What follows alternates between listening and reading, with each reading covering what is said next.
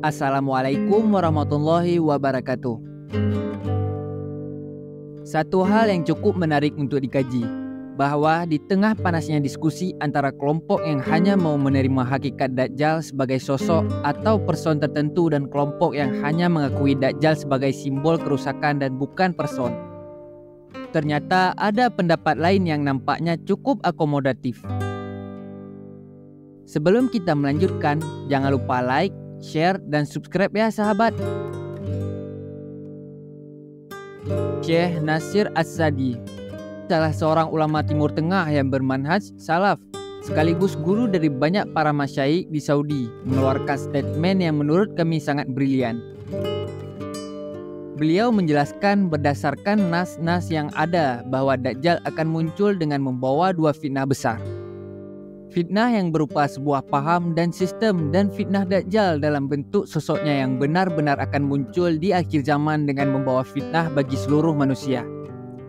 Adapun Dajjal sebagai sebuah sistem atau simbol yang berpulang pada tiga fitnah besar: materialisme, ateisme, dan zionisme. Ketiganya merupakan fitnah yang hampir seluruh umat manusia terkena fitnah ini. Sedangkan Dajjal sebagai sebuah person merupakan fitnah yang selama ini kita kenal sebagai fitnah Dajjal yang sesungguhnya, di mana pada akhir zaman nanti sosok manusia jahat ini akan keluar untuk meneror kaum muslimin dan mengklaim ketuhanan dirinya. Dengan kata lain, antara Dajjal dan fitnah Dajjal adalah dua hal yang berbeda, sebab dalil-dalil yang ada menunjukkan demikian. Dajjal yang dimaksud oleh Rasulullah Shallallahu Alaihi Wasallam dalam banyak riwayat dipastikan menunjukkan kepada person tertentu. Sedangkan fitnah Dajjal adalah satu kondisi atau keadaan tertentu atau beragam bentuk fitnah yang menyelisihi kebenaran. Bahkan bisa disimpulkan bahwa semua yang menyelisihi kebenaran adalah bagian dari fitnah Dajjal. Dengan memahami hakikat fitnah ateisme, materialisme, dan zionisme sebagai bagian penting dari fitnah Dajjal, kita bisa mengetahui seberapa besar dan dampak yang ditimbulkan darinya merupakan kerusakan dunia. Fitnah ateisme, materialisme, dan zionisme merupakan tiga fitnah terbesar di mana fitnah Dajjal dibangun di atas pondasinya. Ketiganya merupakan perangkat awal untuk menggiring manusia agar bisa menerima ideologi Dajjal. Fitnah ateisme mengajarkan akan kenihilan Tuhan dan zat yang menciptakan, sehingga manusia tidak meyakini adanya Allah sebagai pencipta dan pengatur alam semesta.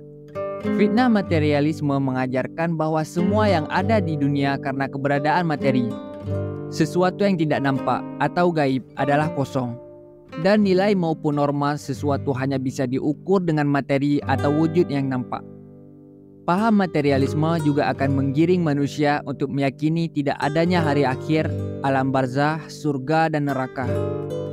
Pada gilirannya, manusia hanya akan menerima konsep surga dan neraka sesuai dengan apa yang kelak akan dibawa oleh Dajjal, yaitu sungai dan air yang berada di tangan Dajjal.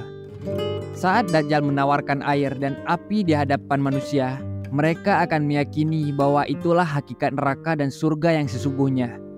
Sedangkan fitnah zionisme akan mengambil peran untuk menggiring seluruh manusia akan kebenaran ajaran Dajjal, meyakini bahwa Dajjal adalah Tuhan dan pemimpin mereka di akhir zaman.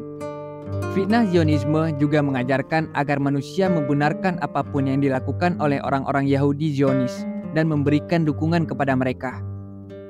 Pada akhirnya, fitnah inilah yang menjadi puncak terdahsyat di muka bumi sebelum kemunculan Dajjal yang sesungguhnya. Ajaran Zionis yang dibungkus dalam baju ideologi global dan teosofi akan menggiring opini dunia tentang satu-satunya Tuhan dari semua agama. Itulah Dajjal yang akan muncul di akhir zaman. Hal lain yang dapat kami simpulkan adalah bahwa Dajjal benar-benar sosok manusia keturunan Adam yang muncul dengan membawa fitnah. Semua tanda dan ciri yang disebutkan oleh Rasulullah Shallallahu Alaihi Wasallam tentang Dajjal benar-benar bermakna hakiki, bukan kiasan. Akan tetapi, bentuk dan wujud fitnah yang dibawa oleh Dajjal ada juga yang bersifat maknawi. Apa yang banyak disebutkan oleh Rasulullah Shallallahu Alaihi Wasallam tentang berbagai kelebihan yang ditunjukkan Dajjal telah menjadi inspirasi bagi para penganut ideologi Dajjal untuk merealisasikan simbol-simbol tersebut. Para pengikut Dajjal mencoba untuk mengilmiahkan semua doktrin dan ajaran Dajjal agar bisa diterima oleh seluruh lapisan. Dengan demikian, Setiap manusia akan dengan mudah membenarkan semua fitnah yang kelak akan ditampakkan oleh Dajjal di akhir zaman. Dengan kata lain, Dajjal terus melakukan penetrasi dan sosialisasi atas ideologi yang dibawanya agar bisa diterima semua manusia. Demikianlah hakikat dari fitnah Dajjal sebagaimana yang dijelaskan oleh Syekh Nasir As-Sa'di. Dajjal tidak sesederhana kisah Ibnu Sayyad. Ibnu Sayyad sendiri hanya bagian kecil dari fitnah Dajjal. Pilar fitnah Dajjal berupa materialisme, ateisme, dan zionisme. Inilah yang akan melahirkan anak-anak fitnah baru yang hari ini mencengkram seluruh dunia. Dan semua ideologi destruktif maupun produk-produk material atau teknologi transportasi, informasi, dan telekomunikasi yang telah merusak dunia Islam. Itulah buah dari fitnah Dajjal. Wallahu a'lam.